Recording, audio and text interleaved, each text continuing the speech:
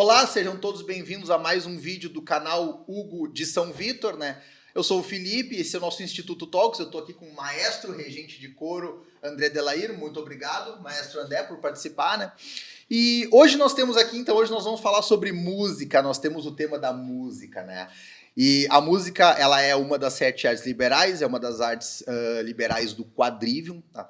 E ela é muito importante no sentido de formação da alma, né? A música, ela é uma coisa que ela move muito os nossos afetos, né? Assim como a retórica também, né? A música, ela tem esse poder, assim, de ordenamento da alma, de ordenamento da mente, né? Ela dá muito essa noção de harmonia, de ritmo e de ordem, né, maestro? E, bom, muitas pessoas pensam assim, tipo, não conhecem muito como é que funciona a música erudita, a música clássica, o canto gregoriano, né? São muitos conceitos, existem muitas diferenças entre eles, né? E é justamente isso, né, sobre esses temas que nós vamos tratar hoje aqui com o maestro, então. E para começar, então, né, maestro, nessa miríade toda, porque geralmente, assim, quando a gente fala em música clássica, popularmente já vem a figura de Beethoven, né? Ou Beethoven ou Mozart. Né?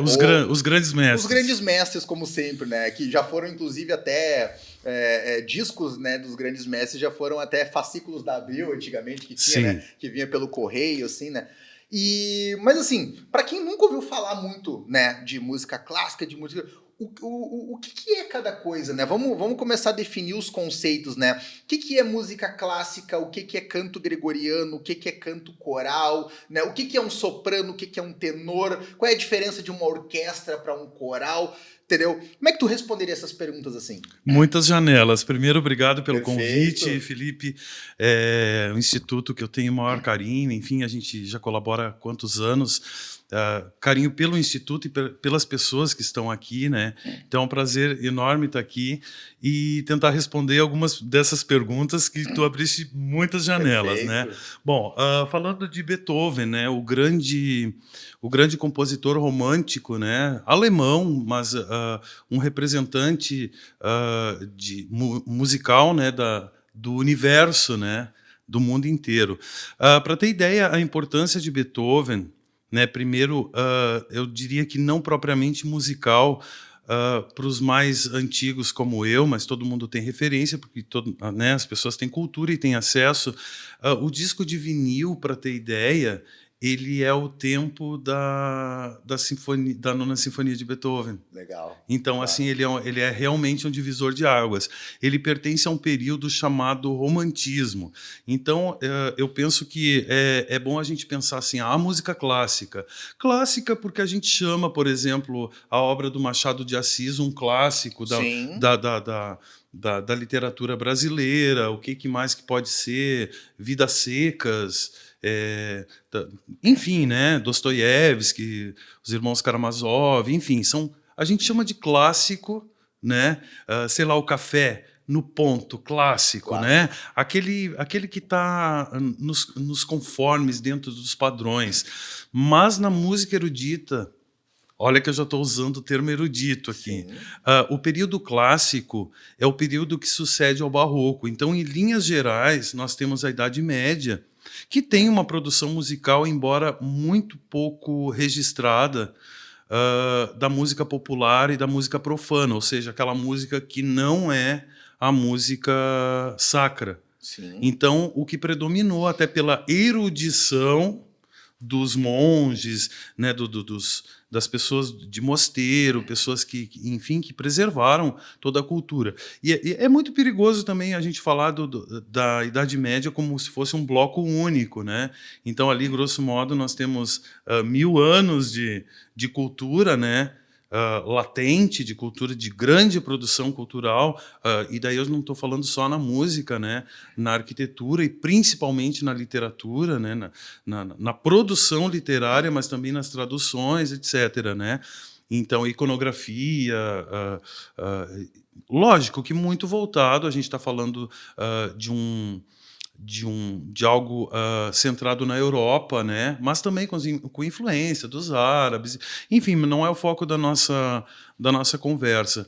Então, tem muito pouco registro da música não sacra, durante toda a Idade Média. O que nós temos, enfim, é o começo de tudo, que é essa erudição. Começar assim, de uma maneira até bastante rasa, o nome das notas, Sim. a estruturação dos tons, a melodia de como colocar isso num papel para que a outra geração, para que outras pessoas consigam executar aquilo que está escrito, né?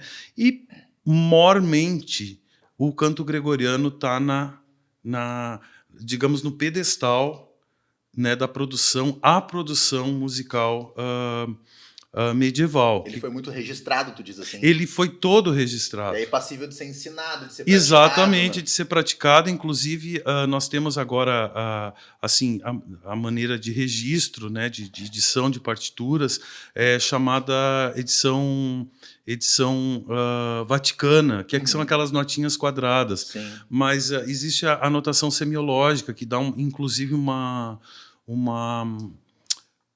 ideia muito mais precisa da execução, até o tipo de voz que se emite, enfim, mas são coisas técnicas próprias do gregoriano. E o gregoriano vai se constituindo, né? Primeiro que assim, nós temos, aí voltamos lá para teatro grego, né? A gente sabe que ali no início da era cristã, o mundo era romanizado. Mas Roma não abriu mão da cultura grega, então Sim. agregou, enfim, é uma longa Herdeira história. cultural, né? Exatamente, é não sei se é adequado dizer isso, mas é como se fosse uma apropriação cultural, assimilação, vamos chamar Sim. assim, né? Uma assimilação cultural da cultura grega. E nós já tínhamos a música grega, Sim. né? Predominantemente no teatro. Né? Tanto que Platão coloca assim na República, né? Coloca a música como uma grande arte, né? Abstrata, que eleva o espírito, né? Porque não tem essa E a materialidade. lira como instrumento principal, né? Eles falam muito na lira. Exatamente, né? Porque lida com a imaginação, Sim. lida com a elevação da alma. Tanto que cunhou até o termo poesia lírica. Exatamente. Então, o que predominava ali era a cultura grega. Por outro lado, os primeiros cristãos, nós temos as músicas, vamos chamar de músicas, né? Que se fazia no templo e nas sinagogas. Então, nós temos uma fusão ali. Então, esse processo começa... Eu estou falando desse processo musical da Idade Média, começa ali no final da Idade Antiga. Né, com essa fusão. O que acontecia? Os primeiros apóstolos, os primeiros evangelizados, os primeiros convertidos cantavam aquilo que sabiam. Por outro lado, a gente havia uma necessidade de novas composições para o louvor, para o culto, né, para a partilha, ou seja, para a missa e para as horas canônicas, né, que aparece lá nos Atos dos Apóstolos. Então, vai tendo uma fusão e novas composições. É muito emblemática a conversão de Santo Agostinho, né? Ali nos primeiros séculos, que ele até meio que debochava dos cristãos, como é que é essa história de estar cultuando um cara que ressuscitou, isso uma cabeça romana, isso era um negócio assim muito mitológico, muito, né? Além de ser cercado o cristianismo, né? Está cercado de muitos mitos, né? Chamavam de canibais, por exemplo. Nem sei se essa palavra pode dizer num podcast, não vai. Não pode. Tá, pode dizer, porque se dizia realmente que se comia a carne de Nosso Senhor, né? Através da hóstia consagrada. Era muito literal, né? Exatamente. Então tinha muitos mitos, vamos chamar hoje de fofocas, né? Então, Santo Agostinho tem um processo de conversão muito bonito, né? Ele que era um orador, que era, enfim, um filósofo, né? Muito já renomado em Milão, e ele debochava muito, achava insano essa cambada de católico aí, mas que história é essa? E só que ele passava ali, eu estou contando uma história assim meio rasa, né, para a gente entender, né, o processo ali do canto gregoriano. Ele passava em frente à Catedral de Milão e ele ficou muito seduzido pela música, porque a música realmente era muito bonita. E ele chegava e ficava apreciando aquilo ali, assim, atônito. Era já o processo de conversão dele. E junto com a música na missa vinha o sermão de Santo Ambrósio, né? Que ali nessa igreja de Milão se faz o canto ambrosiano. Ainda tem paróquias, tem comunidades que fazem o canto lá daquela época, né? Então, o canto gregoriano, ele vai se formando, né? Dizer, agora temos canto gregoriano. Benevento, né? O canto beneventano, o gálico, agora eu esqueci lá do hispânico, moçárabe. O moçárabe, então, são esses quatro regiões que se fazia cantos diferentes. Lá no século VII, o grande Papa São Gregório Magno, Gregório, veja a palavra, né? Gregório, ele meio que reúne, agrega todas essas vertentes e elabora um calendário único da igreja. Calendário com os dias dos santos, com as datas festivas, e agrega, coloca nesse cânon as várias vertentes de cantos que se faziam em regiões diferentes.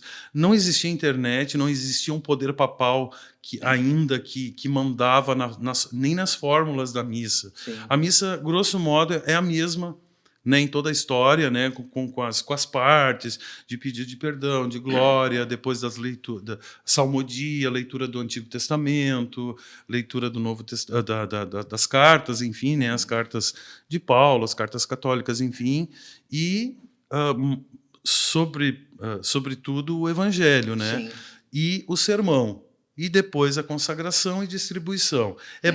Essa é a estrutura da missa em qualquer rito católico de qualquer época, né? Inclusive da última ceia, da Santa Ceia.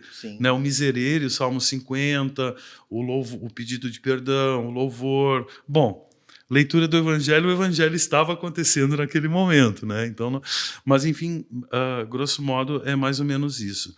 Então, São Gregório faz uma liturgia papal se aproveitando, no bom sentido, de todas essas vertentes e todas essas composições. No que faltou, foram compostas novas músicas naquele estilo. Bom, a gente está falando de século VII, né? Então, é tudo muito no início, né? Início da Idade Média, né?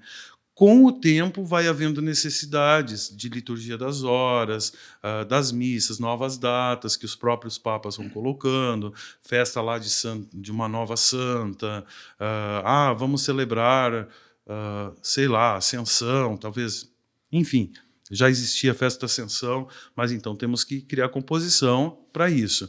Um exemplo bastante forte disso é lá em São Tomás de Aquino. Eu vou dar um salto agora histórico, tá?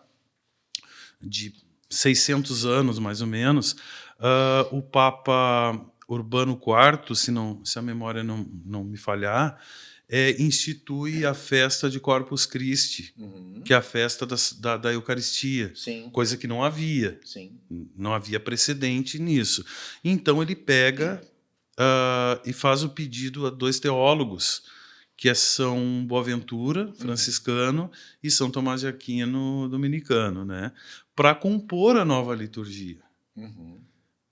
Vê que aí eu só dei esse salto para a gente sentir assim que a necessidade foi moldando, foi talhando a constituição desse tesouro, desse cabedal, né, que é o canto gregoriano. Então, que é uma arte que foi bem lapidada, né? Exatamente, porque ela foi feita com muito esmero. Exatamente, porque o canto gregoriano é diferente, não é uma composição só para ser ouvida, são composições para serem vividas, oradas diariamente. Então é muito orgânico. O canto gregoriano é muito orgânico. Então, só para ilustrar, assim, daqui a pouco é interessante, São Boaventura e São Tomás de Aquino então fizeram as composições de toda a liturgia, da liturgia das horas e enfim, da cerimônia da missa de Corpus Christi, né? E São Tomás de Aquino apresentou. Dizem que ele, quando apresentou o Adoro te devote, que eu acho que é a composição de São Tomás de Aquino mais popular, vamos chamar muito entre aspas, porque o canto gregoriano não é uma coisa muito popular, né? Mas quando ele apresentou, ele cantou Adoro te devote, latens deitas. São Boaventura rasgou o que ele tinha feito. Ele disse: depois disso aí, não tem como eu apresentar alguma coisa. Mas isso é uma ilustração de como a coisa vai evoluindo. Sim. Então tem novas composições. Então pode-se dizer que é clássico nesse sentido, mas eu gosto mais do termo erudito. Sim. Né? Então, as últimas composições, por exemplo, tem a Missa Angelis, né, que eu acho que é a missa mais assim palatável, né, porque tem o gregoriano tem muito um conceito musical muito medieval, muito fechado, muito talvez áspero. Né? Porque a oração é a forja da alma do dia a dia, né? Então as composições ali da Missa Angelis, por exemplo, as partes, elas já são lá do período barroco, de 1600 e alguma coisa ali. Então são as últimas composições que foram agregadas no cânon, vamos chamar assim, que para os antigos vamos chamar assim do Liber Usualis, que é um livro, um calhamaço, né, da missa tridentina e também para a liturgia das horas e tudo mais, com todas as fórmulas. Bom, com o Concílio Vaticano II, algumas coisas mudaram. Então, nós vamos ter até o ano, vamos pensar 1300 ali, com a universidade, com o nascimento da universidade, né, na Notre Dame e outras, né, Salamanca, essas universidades, que a coisa começa a abrir e começa, a partir do canto gregoriano, se constituir a polifonia, mas não foi num estalar de dedos. Então a gente chama da polifonia, né, que teve o seu apogeu em Palestrina, que era da Capela Sistina. Enfim, aliás, o coro da Capela Sistina foi fundado por São Gregório Magno. Esse coro que existe hoje, né, que inclusive é regido por um brasileiro, Monsenhor Marcos Pavan, foi fundado por São Gregório Magno. Existe até hoje. Existe até hoje. É o coro que a gente vê. Quem não teve oportunidade de assistir ao vivo, é o coro que canta na Missa do Galo, na Missa de Páscoa, que a gente vê na televisão, enfim, na internet. Então, começa a existir assim, um canto base. Mas vai ficar interessante colocar uma voz aqui. E daí começa a se colocar voz. Claro que eu estou falando de uma maneira muito simplória. E começa a existir a polifonia, que é a harmonia. Que são várias vozes, vários sons que vão se combinando, né? Inicialmente voz, só voz. E tem um período ali, vamos pensar Gregório Alegre, e que as próprias composições vão mesclando uma parte de gregoriano, outra parte de polifonia. Bom, a polifonia, então a gente está falando de música renascentista, que daí aqui já inicia a ópera. Colocam instrumentos, começam a se cantar as vozes, se contar a história da vida dos santos, passagens bíblicas do Antigo Testamento, do Novo Testamento, e assim nasce essa representação que é a ópera. Mas ainda é música renascentista, ainda, né, é polifonia. Ok, então a polifonia teve o seu apogeu ali até o Concílio de Trento, vamos pensar assim, de pensar que tinha assim, mais de 20 vozes cantando cada um a sua linha, mais de 30 vozes, mais de 40 vozes, a ponto de não se entender mais o texto. E uma das discussões do Concílio de Trento foi justamente essa. Como que a gente vai manter essa música que já não é mais espiritual, né? Essencialmente, já é demonstração de virtuosismo musical. E já os padres, né, conciliares já estavam dispostos a cortar a polifonia. Foi quando Giovanni Pierluigi da Palestrina, o Palestrina, né, que é talvez o cantor, também era cantor, mas seja o compositor mais popular, ele disse, não, eu vou fazer uma composição. E na época era o Papa Marcelo, então existe a Missa Papa Marcelo, que tem uma simplicidade, uma beleza indizível, mas ao mesmo tempo uma simplicidade que servia ao culto, né? Porque se entendia o texto. Então nós estamos falando de música renascentista, falando de música medieval. Na época do gregoriano existia outra manifestação de música, né? A gente sabe, Carmina Burana, por exemplo, né? Que depois o Carlo Orff transformou numa obra monumental e tal. Então nós temos a música medieval, nós temos a música renascentista, que evolui, que sai da igreja, não fica mais só na igreja, Sim. que daí começa o teatro, começa o entretenimento. Bom, aí a gente tem um fenômeno cultural que vai se abrindo, os feudos, a efervescência da cultura laica com as universidades. Sim. Então existe uma necessidade também de entretenimento, especialmente para a nobreza, e uma classe artística que não estava mais diretamente vinculada à igreja, embora muitos dos cantores que cantavam a ópera num dia iam cantar na missa depois. Ah, sim. Né? Enfim, mas isso são nuances, enfim, daria para a gente fazer um seminário só sobre isso. Né? Imediatamente depois nós temos o Barroco, que aí a gente está sempre evoluindo. Né? Então nós temos assim, grandes compositores barrocos, eu vou ilustrar Bach, da Igreja Luterana, Sim. que na minha humilde opinião, e não tão humilde, porque assim é o maior deles, mas nós temos na mesma época Handel, quem não conhece o Aleluia de Handel, por exemplo, Sim. Vivaldi, são todos contemporâneos. 4 Estações, famosa, né? Famosíssimo, 4 Estações e tal, né? Então nós temos o Barroco. Bom, nós temos então um movimento logo depois do Barroco. Eu estou falando muito genericamente. Nós temos um movimento que resgata o classicismo greco-romano na arquitetura, que era como eles imaginavam. Na estética como um todo. Na estética como um todo, Sim. na literatura, enfim, né? E daí se chama neoclassicismo. Neoclassicismo. Talvez por isso se chama muito música clássica. Mas, assim, digamos, academicamente, o clássico é do antigo grego-romano, né? Lá da idade, é o período clássico lá antigo, né? E existe esse movimento do neoclassicismo. Sim. Aí nós vamos ter Haydn, nós vamos ter Mozart, nós vamos ter no Brasil o padre José Maurício Nunes Garcia, nós vamos ter enfim, vários outros. Bom, daí imediatamente depois entra o romantismo, que tudo isso, para quem acompanha a literatura, que eu sei que o público do Instituto é muito ligado na literatura, nós vamos ter esse movimento na literatura assim muito marcado, né? Que daí se abandona um pouco a ideia de uma música, digamos, uma música funcional que não fala do próprio eu. Sim. As estações, vão falar da natureza, textos bíblicos, partes da missa, a missa de Bach, missa, né, os oratórios, né, as peças de Vivaldi e tudo mais.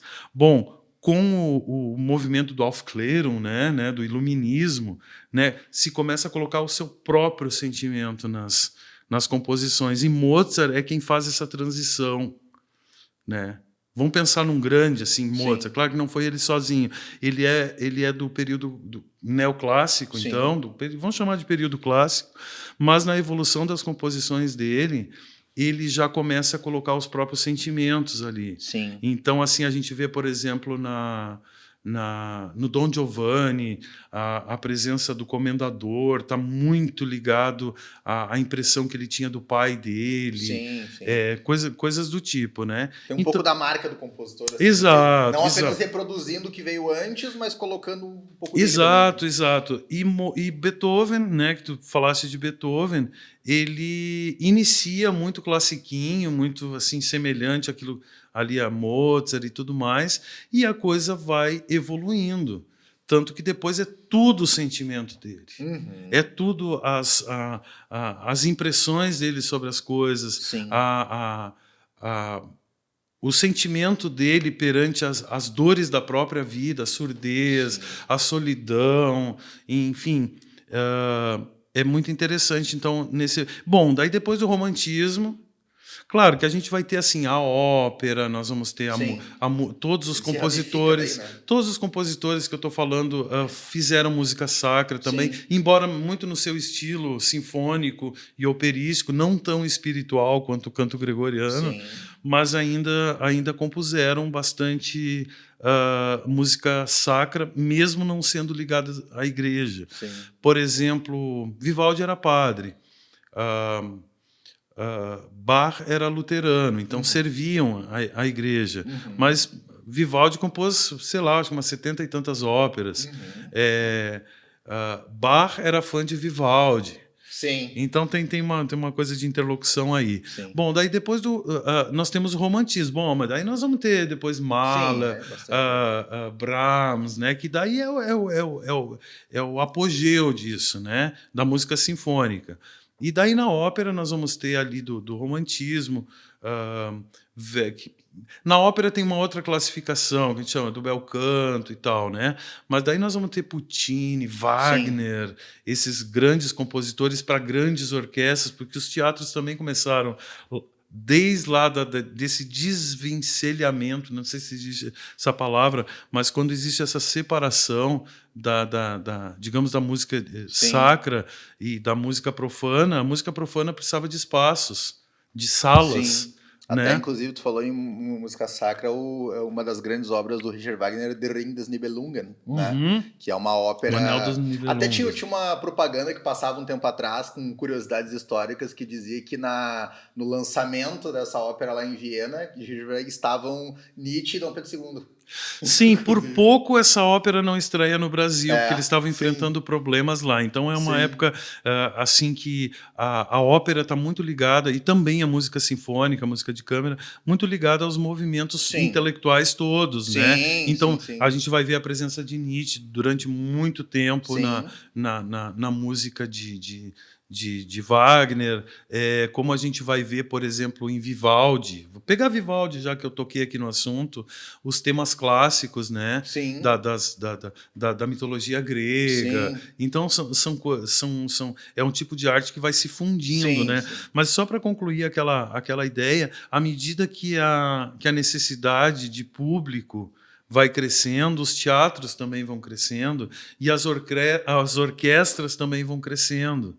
Sim. Então, as novas composições, cada vez a gente tem a orquestra clássica, né, que é de Mozart, por exemplo, é diferente de uma orquestra de Mahler, que daqui a pouco exige quase 200 músicos. Sim. Né? Então, os teatros vão crescendo, as vozes, a técnica vocal também vai crescendo. Né? Então, os cantores que interpretam essa música vocal também vão tendo novos desafios diferentes dos primórdios, né, vai se adaptando e a técnica vocal vai ter que se moldar às novas necessidades musicais, né? Sim. Então as vozes as técnicas vão privilegiando uma grandiosidade, uma projeção maior da voz para atravessar essa orquestra, porque ópera não se canta com microfone. Sim. E teatros maiores, né, como a gente... E a acústica do teatro, ela influencia bastante. Influencia bastante. Então esses cantores, né, eu tinha tocado no assunto...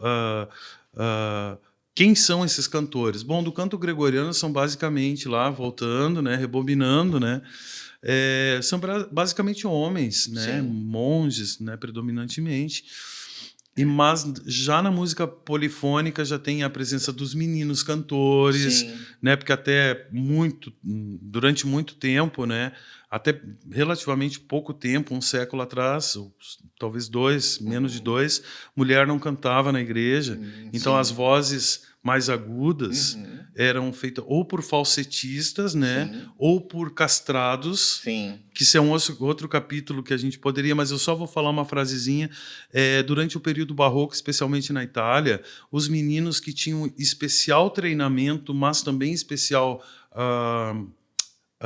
talento, lhes eram cortados os testículos antes da muda de voz, né? Eu sei que hoje parece assim muito agressivo, né? Mas na época não era, porque não mudava a voz, eles permaneciam com aquelas vozes lindas, maravilhosas, inclusive ampliava a extensão com mais graves e mais agudos. Então tem até um filme que eu recomendo, Farinelli, que ele era amigo de Handel e depois amigo de Mozart também, e muitos dos papéis masculinos eram feitos por homens, né? Então, o que acontecia? As mulheres não podiam cantar na igreja, né? E tinha esse fenômeno também dos castrados. Então, eram vozes que a gente chama de soprano e contralto, porque existe... Né, tu tinha perguntado o que é um soprano. Sopranos são as vozes mais agudas.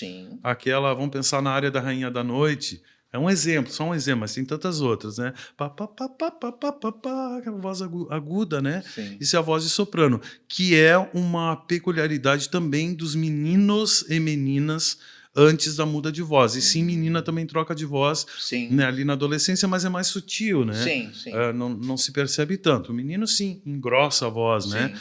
E também desses castrados, ou falsetistas que cumpriam no teatro e na igreja, né?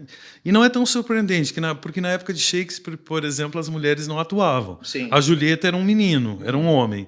Né? Se a gente pensar, então são as vozes mais agudas. Mas também existe uma voz intermediária, não menos importante, né, que os compositores pensam nessas vozes para dar as nuances, né, que é a mezzo-soprano, que não é tão agudo quanto o soprano. Sim. E não é tão grave quanto o contralto. Entendi. O contralto é uma voz Sim. raríssima. Então, as vozes femininas, elas se dividem, grosso modo, né, soprano, mezzo, soprano, ou seja, meio soprano. As terminologias da música são praticamente tudo em italiano, inclusive a palavra música. Sim. Já é em italiano, né? E as contraltos, então, que pode ser masculino, né? Dependendo do período ali, ou femininas, né? Depois nós temos nas vozes masculinas o tenor, vamos pensar no Bocelli, no Pavarotti, então, que são as vozes bem... Plácido Domingos, né? Isso, Os três tenores, né? E nós temos os barítonos, que são vozes intermediárias, que têm um agudo, mas não tão agudo quanto o tenor, mas não tão grave quanto o baixo. Bom, dentro de cada voz existem subdivisões próprias. Aí tem uma coisa de música histórica, própria para música romântica, que são vozes mais possantes, mais projetadas, assim, no sentido de que tem mais alcance, né? Vozes para o barroco, vozes para o clássico. A gente vai ouvir muito assim, nossa, aquela mezzo-soprano, uma voz mozartiana. Quer dizer, assim, é uma voz própria para interpretar aquele período ali. Não que não possa fazer outras coisas, mas é muito diferente uma cantora wagneriana, por exemplo, ou um cantor wagneriano, com uma orquestra enorme, com muitos metais, com teatros imensos, né, que tem que dar conta, né, daquilo que o Wagner compôs. Então, quase sempre, por exemplo, Wagner, a música de Wagner ou a ópera de Wagner será executada, vai ser cantada por cantores especialistas em Wagner. Ou similares ali. Porque eles também, um compositor vai influenciando o outro, né? Por exemplo, Puccini, a gente vai ver que as últimas obras é nitidamente, assim, não imitação, mas tem muito da inspiração da música de Wagner. Então nós vamos ter, por exemplo, a ópera Turandot, que é para vozes enormes, grande coro, grande orquestra, não dá para fazer... Enfim, até dá para fazer, mas o ideal não é executar em teatro pequeno, porque são grandes orquestras, então precisa grandes vozes, né? E daria para a gente entrar em minúcias, né?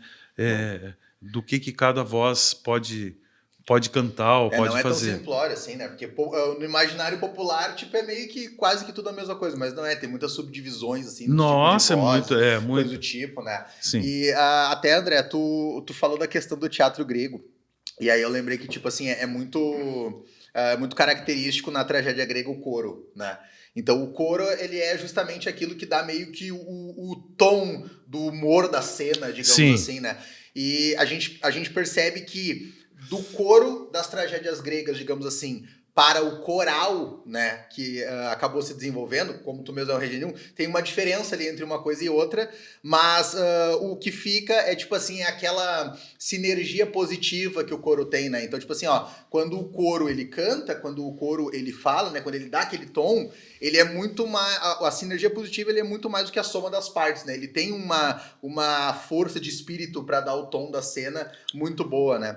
E era justamente isso que eu queria te perguntar, que, tipo assim, ó, houve essa evolução no coro, né? Então, o coro na tragédia grega, ele tem uma dinâmica, né? O canto coral, né, que é aquele canto em conjunto, digamos assim, ele é outra, né?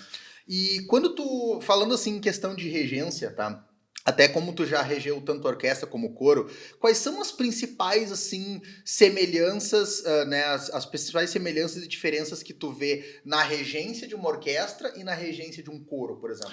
Bom, vamos primeiro falar eu acho que é interessante falar das funções de coro, que ela também vai Perfeito. evoluindo, né? Uhum. A gente começa ali com a polifonia, que era dentro da igreja, depois uma necessidade lá de resgate na ópera, nas novas óperas de resgate da tragédia grega. Então, Perfeito. tinha função ou religiosa para rezar melhor, para Uhum. prestar o culto divino, Uhum. né, de maneira mais bela, né?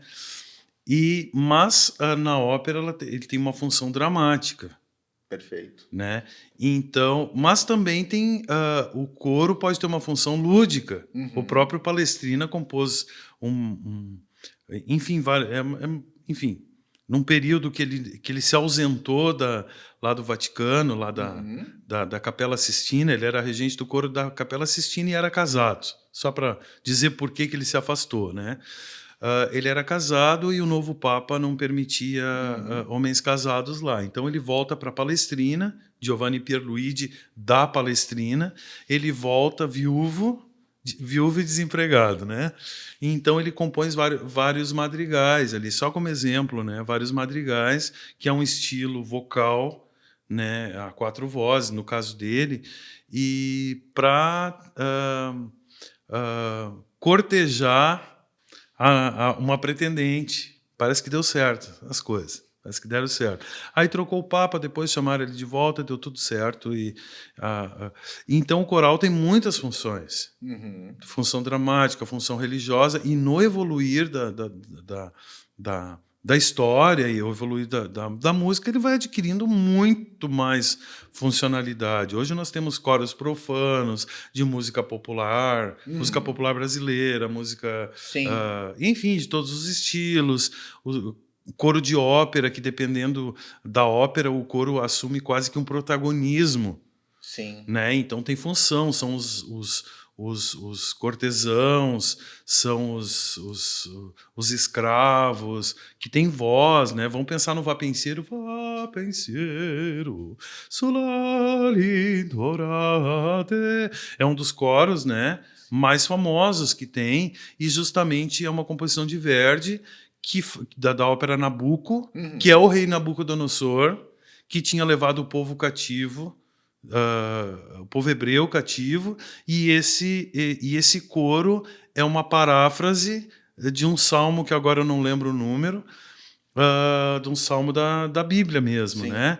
Então, olha só como a ópera tem essa função também, especialmente até o século XIX, uma função social muito grande. Era o Perfeito. futebol deles, né, da Itália, Sim, sim. principalmente. O Verdi compôs essa música falando de um povo cativo que ansiava por liberdade, justamente quando o Império Austro-Húngaro tinha dominado boa parte da Itália. Então ele colocou na voz dos italianos esse lamento, esta força, eu diria que até política, Uhum. né? Nessa peça. Então se cantava aquilo ali muito menos pensando no enredo do que propriamente muito menos pensando no enredo e Sim. muito mais pensando na situação de domínio e tudo mais. É praticamente o segundo hino Uhum. italiano hoje. Então essa configurações de coros e estilos de coro, ela é múltipla. Hoje é uma variação infinita, né? Sim. Então, de combinação de vozes, de estilos vocais. Então, daí tu me perguntaste qual é a diferença, né, de orquestra e de coro, né, Na na regência, sim. questão da regência. Bom, as dinâmicas, é música, tem partitura para tudo. Uhum. O que eu vou dizer? Que os instrumentos, no início lá da polifonia, os instrumentos musicais, eles imitavam as vozes do soprano, do Perfeito. contralto. Sim. Então, muitas das composições dava para se executar instrumental Uhum. e vocal, e outras Interessante. vezes juntos. Sim. Então, às vezes acompanhado de um órgão. Bom, daí a gente vai assim, daria... não existe uma fórmula, né? Existe, a gente fala em o que predominava, digamos assim, né? Então, basicamente, claro que nesse ponto é a mesma coisa, porque são vozes com timbres diferentes. A diferença é que um instrumento musical, né, eu estou falando de violino, flauta, até vamos falar violão, saxofone, Sim. que não são propriamente instrumentos de orquestra, mas podem constituir grupos musicais, né? Perfeito. Então, que às vezes, quando é um grupo maior, exige regência, né? Para todo mundo entrar na hora certa, no compasso, tem a coisa de tirar o estilo da música, porque é diferente. Sim. A execução de um Verdi, Sim. né, com vozes enormes, com grandes coros, de uma música mais intimista, né, como é a música barroca, especialmente no início. Então, assim, claro que tem muitas peculiaridades, imensas peculiaridades, mas eu diria que o ponto comum é tirar o estilo, lógico, a correção musical, evidente, né, dos timbres que nós temos ali, seja timbre vocal, porque a voz é o único instrumento que pode emitir som ao mesmo tempo que fala texto, por isso que ela está acima de qualquer outro instrumento. Perfeito. Que às vezes tu vê assim uma orquestra de 120 instrumentistas e um cantor. Uma cantora, sim. né? Porque, claro, que a minha formação é no canto, né? Eu vou puxar a brasa para minha sardinha, né? Mas o canto está num outro patamar, até porque a gente usa o próprio ser. Sim. Tu coloca a tua personalidade, Perfeito. tu coloca os teus recursos, que são sui generis, né? A tua voz nunca vai ser igual à minha, mesmo. Pode ser que tu me imite, mas tu vai imitar mais assim o trejeito, o jeito Sim. que eu falo as coisas. Mas a voz humana tem tantos fatores. Tamanho, flexibilidade da língua, a formação da arcada, a formação do crânio, Sim. tamanho... É uma série de fatores, é uma né? Não série é apenas a fala, não é corda apenas. vocal, né? Então tu vê assim, os imitadores, por exemplo, é muito mais o trejeito dele. Sim. Né? Vou imitar aí um político, sei lá, uma pessoa conhecida, eu imito muito mais o trejeito, aquilo, né? Uma caricatura daquilo ali, né? Então, eu diria que tem uma similitude, tem muito mais pontos em comum, né, reger a orquestra, porque ali são instrumentos, são vozes que tem que se harmonizar corretamente com a dinâmica, com o estilo daquela música, todo mundo no tempo, por isso que também, né, é importante a presença... O ouvido calibrado também do regente, Sim, né? a afinação, trabalhar todos os itens. Essencial, né? Todos os itens tem que ali. meio que ouvir o todo, né? Assim... Sim, porque tu é responsável pela obra, tu não é responsável Sim. pelo teu instrumento. Sim. Né? O teu instrumento não é nada. Eu sempre brinco, eu tenho, né, o trabalho de regência de core, esporadicamente, algum trabalhinho ou outro. Não sou regente de orquestra, eventualmente eu faço alguns trabalhos, né? Enfim, eventos, casamentos, um concerto ou outro e tal, mas não é a minha atividade principal e também o meu talhe não é especialmente para isso, né?